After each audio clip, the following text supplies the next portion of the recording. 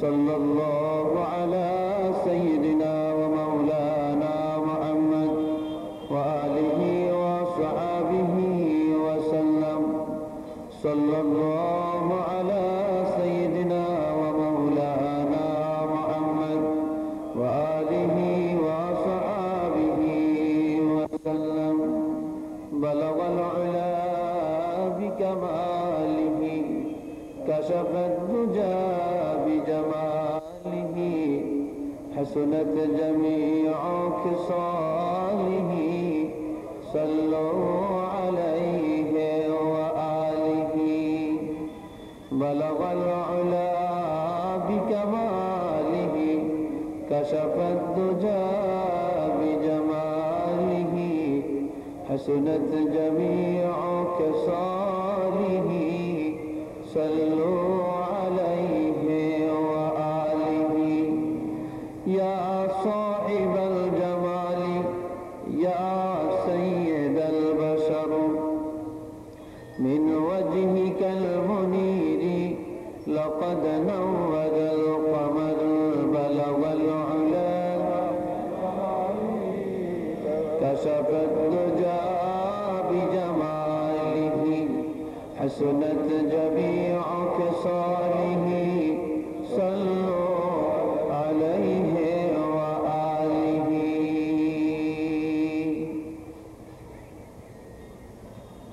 الحمد لله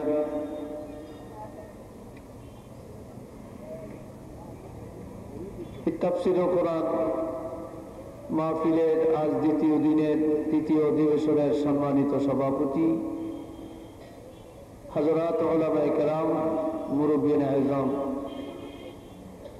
যুবক ভাইরা, ছোট ভাইরা, শুকর আদায় করি মহান আল্লাহ পাকের দরবারে। সকলে বলি আলহামদুলিল্লাহ।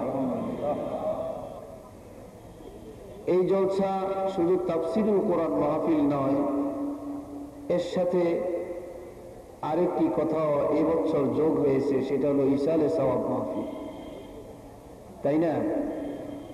তাফসীরুল কোরআন মাহফিল এবং ইসালে সওয়াব মাহফিল। আমি নামাজের আগে আপনাদের মাঝে আমার নির্দিষ্ট বিষয়ের উপরে সংক্ষিপ্ত কিছু আলোচনা করছি। তারপরও এই বিষয়টা এত বিস্তৃত, খুব সংক্ষেপে শেষ করা যায় না, অনেক কথা, অনেক আলোচনা। তো যেহেতু ইসালে সওয়াব মাহফিল, এই সাথে আমি ইসালে সওয়াব সম্পর্কে একটু কথা আপনাদের মাঝে উপস্থাপন করতে চাই। আপনারা মনে কষ্ট নেবেন না তো? আচ্ছা,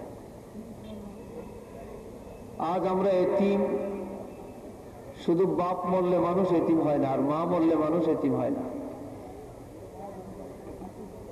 পিতা মাতার জন্ম দিয়ে সন্তানকে ছেড়ে দেয়, আর ওলি আল্লাহরা, ওস্তাদেরা, পীর মাশায়েখরা মানুষকে প্রকৃত মানুষ হিসাবে গড়ে তোলে। কথা ঠিক বিনা বলেন? আজ আমাদের মুরব্বী সাহেব কেবলা রহমতুল্লাহ আলাইহি, এই আল্লাহর ওলিকে হারাই আমরা এতিম। আপনারা কি বলেন, এতিম না? আমরা এতিম। বাংলাদেশের মধ্যে আমার এই ক্ষুদ্র বয়সে অনেক মানুষের জানাজা পড়ছি, অনেক পীর মাশায়েখদের ইন্তেকালের খবরও শুনছি।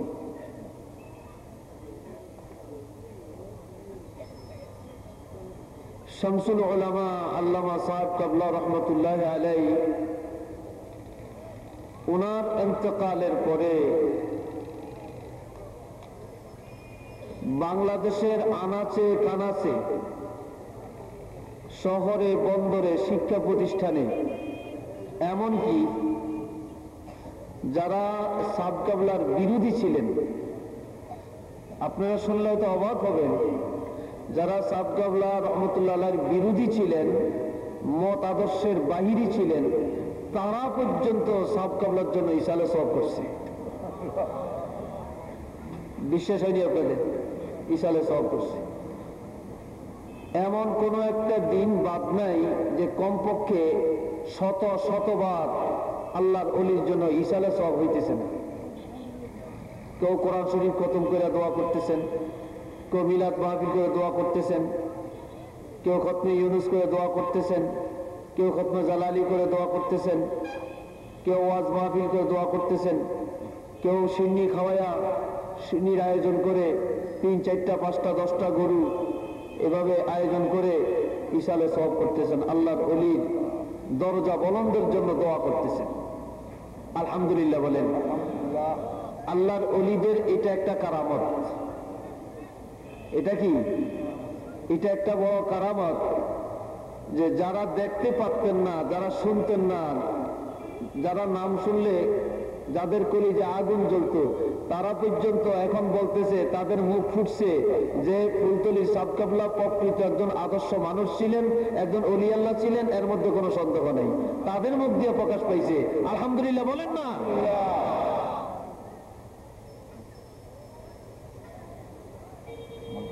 আমার ভাইরা, আপনাদের বিয়ানীবাজার থানায় মাইক দিয়ে প্রচার করছিল সাহেবের ইন্তেকালের কথা, মনে হয় না?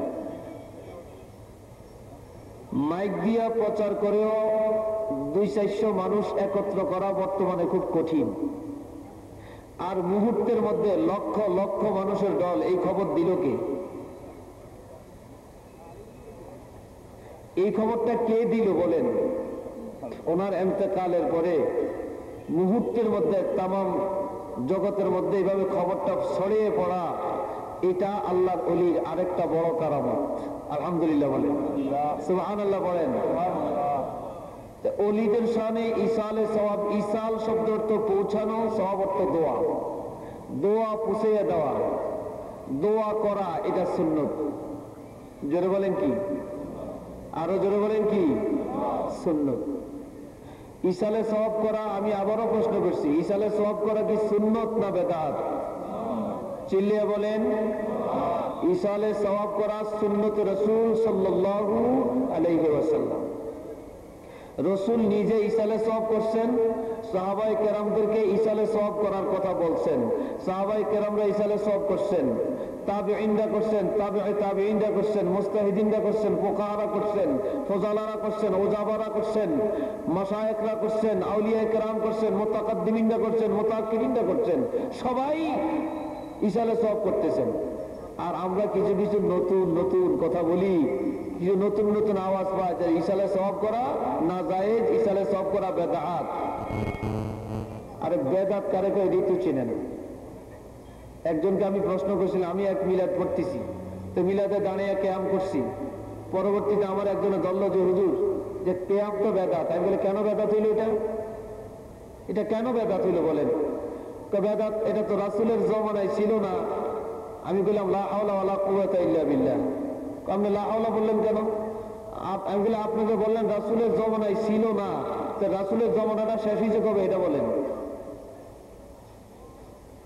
নবীজির জমানাটা শেষ হয়েছে কবে?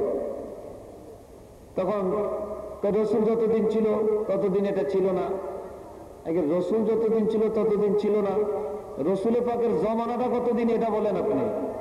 সমস্ত নবীরা আসছেন, নবীরা চলে গেছেন, নবীদের জমানা শেষ হয়ে গেছে, নবীদের কিতাবের হুকুম বাতিল হয়ে গেছে, বিশ্বাস করতে হবে, আমল করা যাবে না। কিন্তু আমাদের নবী রহমাতুল্লিল আলামিন, হায়াতুন নবী, জিন্দা নবী, নবী রওজা পাখি জিন্দা, কিন্তু নবীর ইসলাম শেষ হয় না, নবীর জমানা শেষ হয় না, আর কোন নবী আসবে না, আর কোন কোরআন আসবে না, আর কোন ইসলাম আসবে না, কিয়ামত পর্যন্ত আমাদের নবীর জমানা থাকবে। চিল্লিয়ে বলেন সুবহানাল্লাহ। এই কথার মধ্যে কোনো সন্দেহ আছে নাকি বলেন? নবীর জমানা শেষ হয়ে গেছে। কত বড় আহাম্মক দেখেন, নবীর জমানা শেষ হয়ে গেছে। নবীর জমানা তো কিয়ামত পর্যন্ত। কি বলেন ভাই? নবীর জমানা কিয়ামত পর্যন্ত না, কিয়ামত পর্যন্ত আমার নবীর জমানা। আল্লাহর ওলিদের শানে নয় শুধু, আপনার আব্বা আম্মার জন্য, আত্মীয় স্বজনের জন্য ইসালে সওয়াব করা সুন্নত। ইসালে সওয়াব করা কি সুন্নত। ইসালে সওয়াব করলে মাইয়েতের উপকার হয়, কবরওয়ালাদের উপকার হয়, কিন্তু তার চাইতে লক্ষ লক্ষ গুণে বেশি উপকার হয় যারা জিন্দা, তাদের জিন্দাদের উপকার বেশি হয়। বিশেষ করলেন জিন্দাদের উপকার বেশি হয় ইসালের সওয়াব করলে। এই জন্য আর ইসালের সওয়াব করা সুন্নত, যেটা সুন্নত সেটা আমরা করবো না কেন, 100 বার করতে রাজি। বনি সালমা গোত্রের একটা যুবক নবীজির কাছে গেছেন, গিয়ে বললেন, ইয়া রাসূলুল্লাহ, আমার মা নাই, বাপ নাই, আমার মনে চায় আমার মা বাবার কিছু খেদমত করতাম। হাল বাকিয়া মিন বাদি আবাওয়াইয়া শাইউন আবাদুহুমা বিহি বাদা মাউতিহিমা, এখন আমার মা বাবার কোনো খেদমতের অংশ বাকি আছে কি? ক্বালা নাআম, রাসূল বললেন যে হ্যাঁ বাকি আছে। কি আছে? বাকি আছে। কি? আসসালাতু আলাইহিমা, তাদের জন্য দোয়া করা। তো দোয়াটা কি ইসালে সওয়াব না?